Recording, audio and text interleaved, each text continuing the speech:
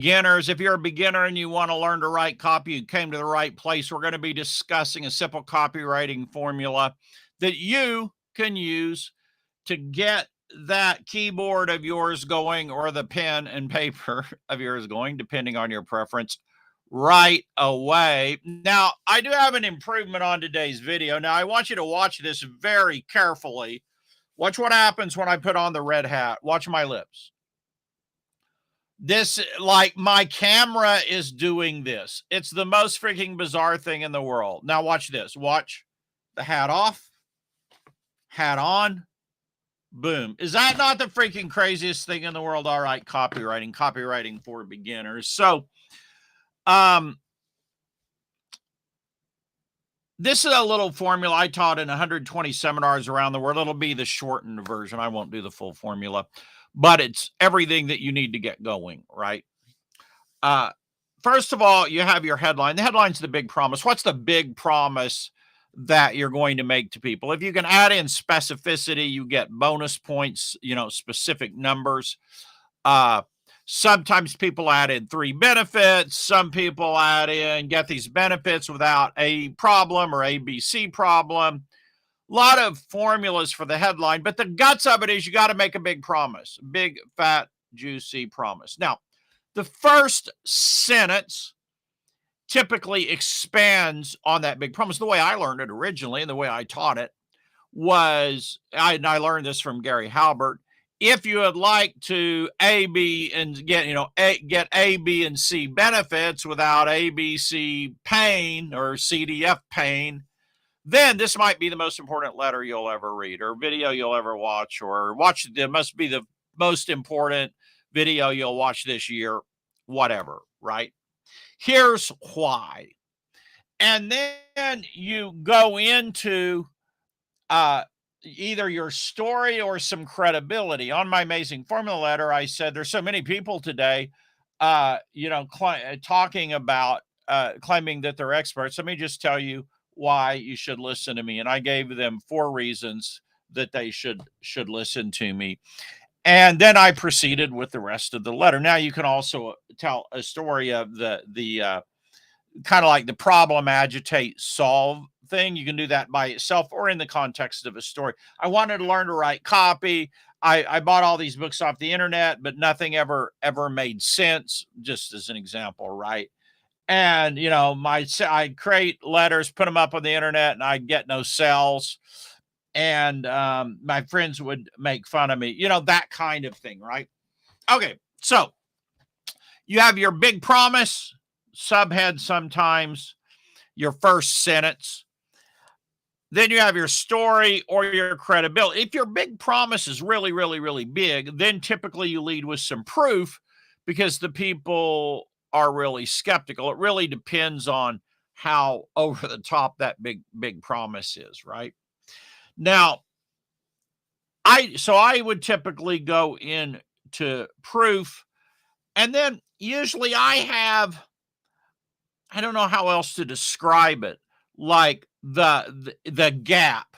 The gap is where they are and where they want to be, and that's the gap in between. But I think it's more than that. It's like when I tried to learn copywriting, I discovered there were 3 main problems that I ran into. Number one, the books were written by professional, or the resources were written by professional copywriters, and they assumed you too wanted to be a professional copywriter. So they were like the most horribly complicated things that you could ever think of. Problem number 2 was all the courses were $2,000. And hey, I was a beginning copywriter and I didn't have $2,000, right? And problem number 3 is they had no support, no follow-up, no anything. And worse than that, a lot of them had only part of the formula. And so you had part of the formula, but unless you paid for high-end coaching, you couldn't get the whole freaking formula. And that drove me crazy.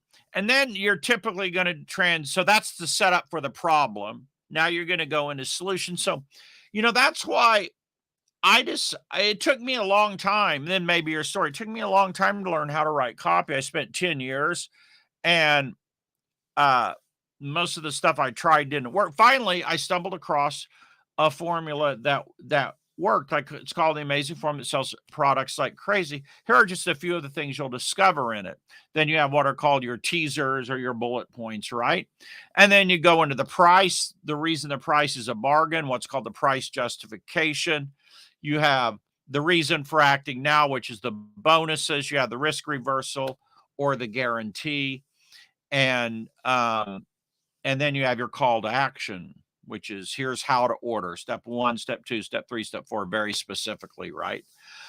Sometimes you spell out the modules they're going to get. Here's what you'll discover. I put all of this into a four-week training that I recorded and turned into modules. In module number 1, you're going to discover blah, blah, blah, blah, blah, blah, blah. Module number 2, you're going to discover these benefits, blah, blah, blah, blah, blah, blah, blah. Module number 3, blah, blah, blah. Module number 4, blah, blah, blah, blah, blah, blah, blah, right? That some people put a price on the bonuses. We'll come back and discuss that in a second. Then on the modules, then you have the bonuses, the price on those. The best trick on bonuses is to answer objections that they might have with your bonuses. So each bonus targets a major objection that they might have. You wrap this whole bad boy up with a call to action, and that's pretty much it. Now, you may have a countdown timer on there. You may have a slide up from the bottom, which I often use with a timer on it. You may have pictures along with your bonuses, which does help them be more appealing. You may have a shot of the whole product done in Canva where it looks like the product has got all this stuff in it, right? But the whole crux of the sale depends on the gap. What's stopping them from getting from A to B? And that's where I articulated the problems. Now, sometimes you're not solving a problem as much as you're talking about something that's really smoking hot. I had a product called Internet Marketing Dreams Fulfilled, and I had 7 reasons this is your wildest marketing fantasy come true. Reason number 1, reason number 2, reason number 3, reason 4, 5, 6, 7, right?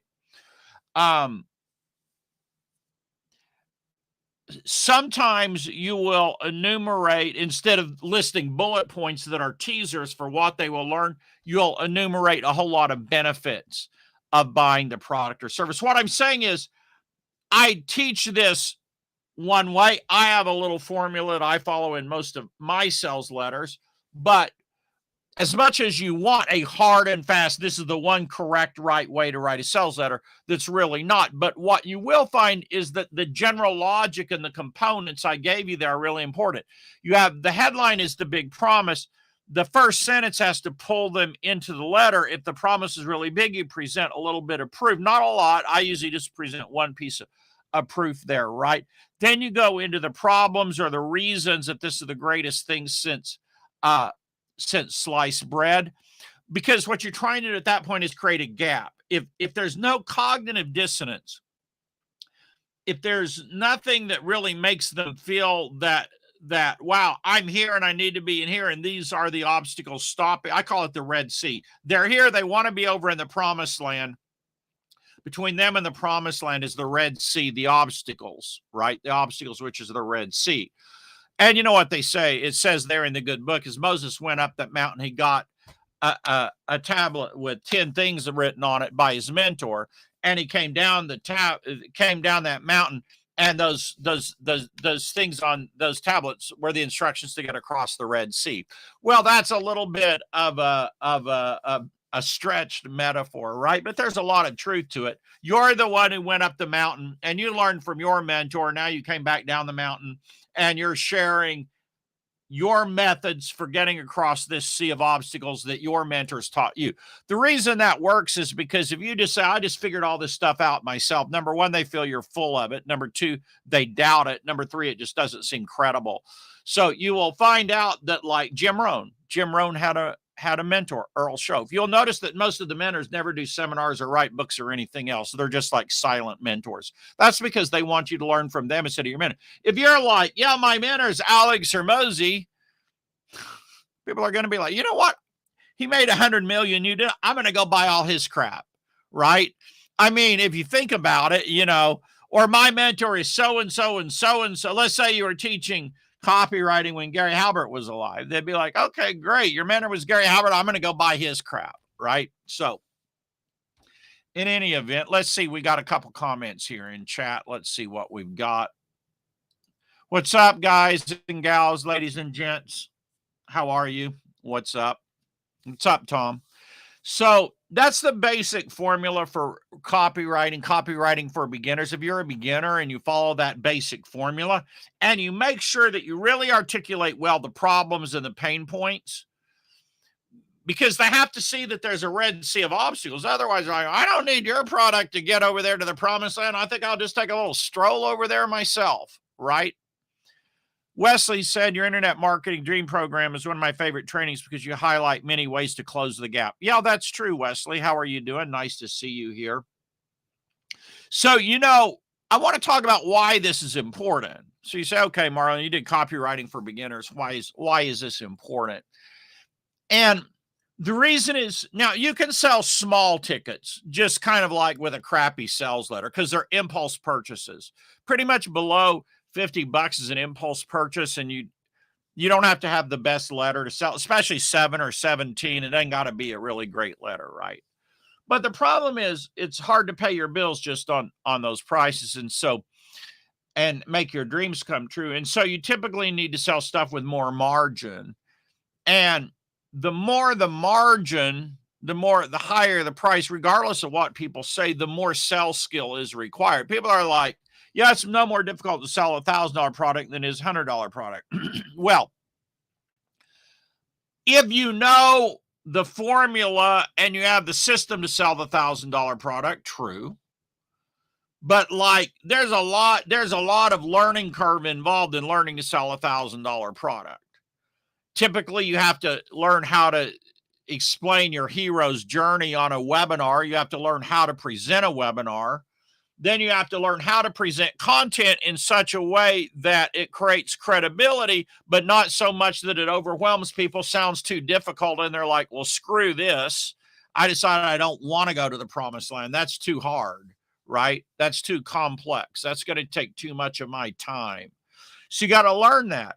You got to learn how to transition to the close. Then you got to learn how to build and stack value in the close. And then you got to learn how to close out the deal. You got to learn how to do the replays. You have to learn how to get people to the webinar. So anyone that says just sell $1,000 product that is a $100 product, or a $10,000 product is a $1,000 product. No, it's not. It's not. Let's say you're selling a $5,000 or a $10,000 product. Over $2,000, pretty much, unless you're like a god as a copywriter, it's possible. The most I've sold from a letter, I sold a really high-end thing for the Crown Council of Dentistry. I launched that, but it wasn't just my letter. There was a whole lot involved in that, right? And so typically over 1,000 or 2,000, you're doing the phones or direct messaging, right? And so that's a whole nother skill set. That's a whole different skill set. Well, anyway, I think it's important to understand the psychology of selling, because it all goes into those other phases, but there's more to those other phases.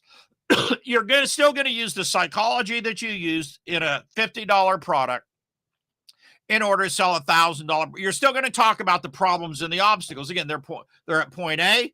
They want to get over the promised land, which is point B. Frank Kern explains at point A, point B, I think. I talked about where they are now, the promised land, the sea of obstacles. But you still got to talk about that sea of obstacles to the point where there's enough pain involved that they want to pay money to get through those obstacles and make life faster, simpler, and easier, not harder and more painful, challenging, and difficult and complex. That's why they're going to pay you money. That's why they're going to give you money. So once you understand this paradigm that I've explained today, I think copy becomes much easier. I think those are the things I really didn't understand when I started out writing copy. And if you keep these things in mind, I think that whether you're a beginner or you already have some experience, now like Wesley's had experience selling over the phone. Well, this is very similar to selling over the phone. because you're still typically doing problem, agitate, solve. I mean, there has to be problems and pain points or results that they really want, or they ain't going to part with their money. That's just how the deal is. And so the art of it is, how do you present this in such a way that the customer is going to respond to it, right? How do you present it in such a way that the customer is going to respond to it? When you get down to your offer, how do you build up the value? Now, what we have traditionally been doing is being like, okay, so you're going to get module 1, that's worth $200. Module 2, that's worth $200. Module 3, that's worth $200. Module 4, that's worth $200. That's worth $800. Then you got all these bonuses, and you tally the whole thing up, and then you drop the price. And that's traditionally how people have been selling for probably 100 years. The only thing is they passed a law, I guess, that says that, if you say a bonus is worth $100, you had to have sold it for that. And there may or may not be able to be ways to work around that with wording. What I have said in my offers is, if I were going to sell this separately, I'd sell it for $100. Say it's worth $100. I said, if I was going to sell it separately, I'm no lawyer, and I can't tell you if that would meet the requirements of advertising law or not. But in any event, thank you for being on. That's what I have to say today about copywriting for beginners. If you're a beginner, let me know if this helped you. Let me know your biggest takeaway in comments. I would appreciate it, because that also helps YouTube like our videos. I have some playlists about copywriting and writing copy. I think I got a playlist. So if you click over to my playlist and you want to dive deeper, you can hear some of my other thoughts about writing copy. Thank you all for joining me today. You all have a great day.